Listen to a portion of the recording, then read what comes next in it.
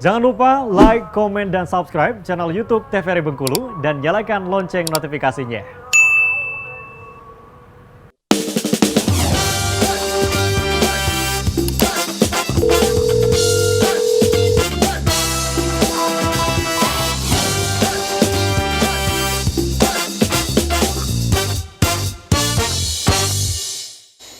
Hai sahabat sehat, terima kasih Anda masih bersama kami dalam Dokter Kito bersama kita sehat. Dengan tema kita kali ini membahas mengenai tonsilitis. Nah tadi waktunya Dokter Elsa ya yang menjelaskan ya. Tapi sebelum masuk lagi lanjut ke Dokter Elsa, saya ingin bertanya ke Dokter Wenti sedikit ya. Dok, tadi kan dikatakan ada yang bagian 0. Bagian 0, tingkatan 0 ya, itu operasi. Jadi itu ketika setelah operasi dia benar-benar menghilang ya dok, tidak akan ada lagi radang-radang sebagainya, soal amandel nggak ada lagi ya dok? Benar-benar hilang, karena kan memang diambil dua-duanya, jadi tidak akan ada radang di amandel lagi, dan fungsi si mekanisme pertahanan tubuh akan diambil alih oleh yang lain. Kan banyak tuh mekanisme pertahanan tubuh kita, nggak hanya berpaut di amandel aja ya. Karena tadi dia udah malfungsi ya, udah tidak berfungsi, malah jadi sumber penyakit. Jadi lebih baik memang dihilangkan ya. Dihilangkan. Itu mengganggu nggak untuk kesehatan dok? Nggak ada. Enggak ya? Oke baik, terima kasih dokter. Lanjut ke dokter Elsa ya. Silakan dok. Oke, kita lanjut ya. Nah, kita lanjut, apa sih yang akan diperiksa oleh dokter ya? Seperti itu pertanyaannya. Jadi dokter akan memeriksakan di bagian dalam tenggorokannya ya. Nah, untuk anak-anak ya, ini kasusnya kalau anak-anak kan dianya itu ruang kapasitas mulutnya itu kan kadang kecil ya, kadang kecil. Jadi biasanya kami dokter akan menggunakan alat bantu yang namanya spatel atau spatula ya. Spatula bentuknya kayak apa ya, kayak sendok gitu ya, atau kayak stick es krim tapi agak gede sedikit gitu ya, untuk menekan lidahnya agak ke bawah supaya apa? Supaya tonsilnya itu terlihat. Nah, ini tadi ya kita bicara tonsil. Normalnya itu kan dia nggak akan sampai mendekati uvula. Ya, mungkin pemirsa TVRI juga pernah ya di kaca ngaca gitu kan, buka mulutnya terus lihat, yang dilihat bagian sekitar mulutnya pasti apa ada sariawan atau pembengkakan lain-lainnya. Kalau untuk memastikan ada atau tidaknya amandel, lihat dulu bagian tengah ini, uvula namanya. Terus baru lihat di bawah uvula itu kiri sama kanannya ya. Tadi kan juga udah dibahas sama dokter Wenti, ada derajatnya.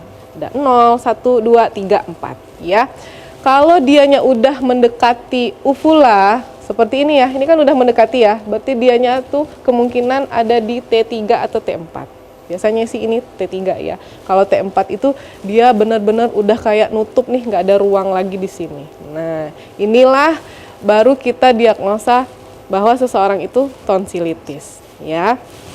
Tonsilitis berarti peradangannya tonsil, adanya pembekakan ya. Jadi untuk mendiagnosis dia terkena tonsilitis itu di bagian cek seperti ini sudah bisa terlihat ya dok ya? Tanpa ada harus pengecekan bagian dalam, nggak usah kan ya? Ya, udah bisa. Yang paling yang untuk memastikan kembali apakah dia ini viral atau virus, apakah ini adalah bakteri, nanti ada pemeriksaan lanjutnya, ada swab tenggorok seperti itu ya. Apa mungkin perlu dilakukan tindakan lain, itu mungkin udah ranahnya dokter. Jadi kalau untuk pemirsa TVRI di rumah cukup lihat ininya aja, punya ponakannya, punya anaknya atau punya diri sendiri nih bisa dilihat kalau emang sering sakit tenggorok seperti itu ya. Udah paham ya, kalau amandel itu yang kiri kanannya bagian tenggorok kita ya. Nah, kita masuk ke pengobatannya ya. Kalau itu tadi pemeriksaannya, anamnesisnya udah ditegakkan bahwa memang pasien ini atau anak-anak ini menderita amandel atau tonsilitis ya. Walaupun ada yang akut, ada yang kronik gitu. Jadi udah dijelaskan. Apa dok pengobatannya? Biasanya akan bertanya seperti itu.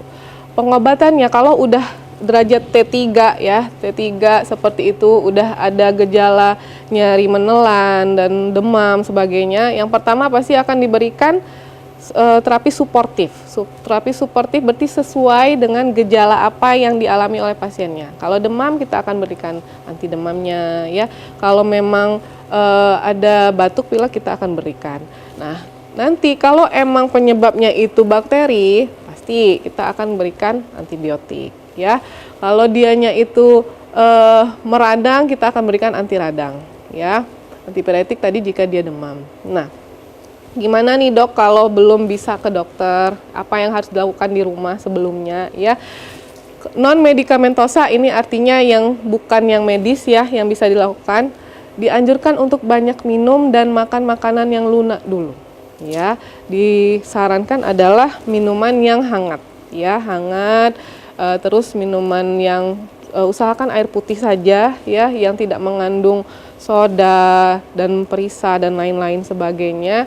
Ini untuk apa tujuannya? Untuk membantu meredakan nyeri juga dan terus untuk membantu mempercepat proses penyembuhannya, ya. Kalau memang karena kalau kita udah pemirsa TVRI yang rajin nonton dokter kita pasti tahu kalau dianya penyebabnya viral, sekali lagi viral adalah self-limited disease. Dia bisa sembuh sendiri tergantung dari imunitas tubuh seseorang. Jadi tingkatkan imunitasnya, nanti angka kesembuhannya juga akan meningkat seperti itu. Terus menjauhi rangsangan yang dapat menimbulkan serangan tonsilitis akut. Rangsangan di sini seperti yang dijelaskan oleh Dr. Wenti. Kalau emang dia sifatnya alergi, berarti menghindari pencetus alerginya. Biasanya orang-orang yang amandelnya kronik, dia udah paham. Misal, makan makanan yang bermicin-micin nih dok, saya pasti amandel saya kumat. Seperti itu ya, memang ada faktor pencetus dari makan makanan yang tidak sehat itu untuk menyebabkan radang. Seperti itu ya. Kalau makan makanan yang dingin dok, minuman yang dingin itu pasti akan meradang. Berarti sudah ada sesuatu pencetus yang menyebabkan tonsilitis ini berulang. Seperti itu. Jadi kalau minuman dingin itu dok, izin nanya, itu kalau minumannya mineral aja, putih biasa, dingin tapi tetap juga ya dok ya, bisa memicu peradangan terjadi.